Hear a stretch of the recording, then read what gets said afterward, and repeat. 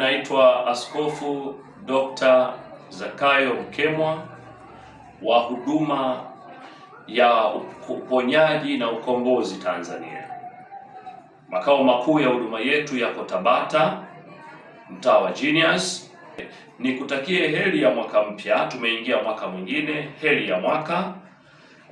Mwaka huu 2026 kiroho ni mwaka wa mafanikio makubwa, lakini iko nguvu ambayo Mungu anakwenda kuiachilia kwenye mwaka huu wa 2026, na niwaambie tu kabisa, ni mwaka wa neema, mwaka wa neema kabisa kabisa kabisa, ndugu zangu. Hata unavyoona mwaka huu tumeanza, na tunashukuru kwa upande wa serikali. Kwa upande wa serikali, Mheshimiwa Rais Daktari Samia Suluhu Hassan ameanza vizuri sana na swala zima la maridhiano.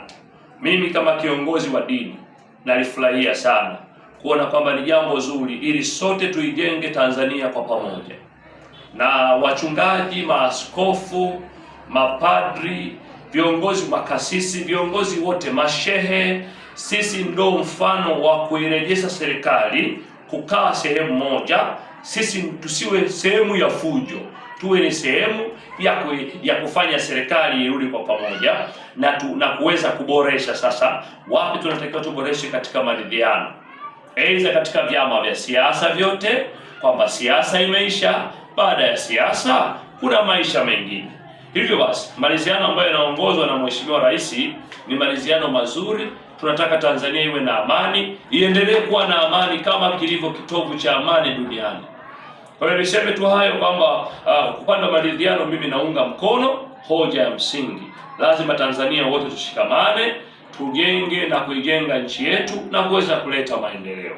Kwa hiyo nashukuru sana Mheshimiwa Rais na tume yake yote ambayo imetumwa kupeleleza kuona tunafanyeje namna ya kuweza kujua malalamiko ya wananchi, wananchi wanataka nini. Na bahati nzuri Mheshimiwa Rais Samia Suluhu Hassan anasema yuko vizuri, anasema yuko tayari hata kuyakubali hayo maridhiano, ikiwemo upatikanaji wa katiba mpya ambayo itatuongoza, ambao ndio kilio cha wengi, wanahitaji katiba mpya. Kwa hiyo hilo ni jambo ambalo mimi naona ni zuri sana, na sisi wachungaji kazi yetu ni kuombea nchi iweze kuwa na amani, kumwombea Mheshimiwa Rais aweze kuwa na afya njema na aishi maisha marefu, kuombea makamu wa rais, kuombea waziri mkuu, kuombea bunge la Jamhuri ya Muungano wa Tanzania, kuombea viongozi wote wa serikali za mitaa, kuombea vyama vyote viendelee kuimarika, na hasa katika utetezi wa haki na usawa katika jamii tuweze kuwepo.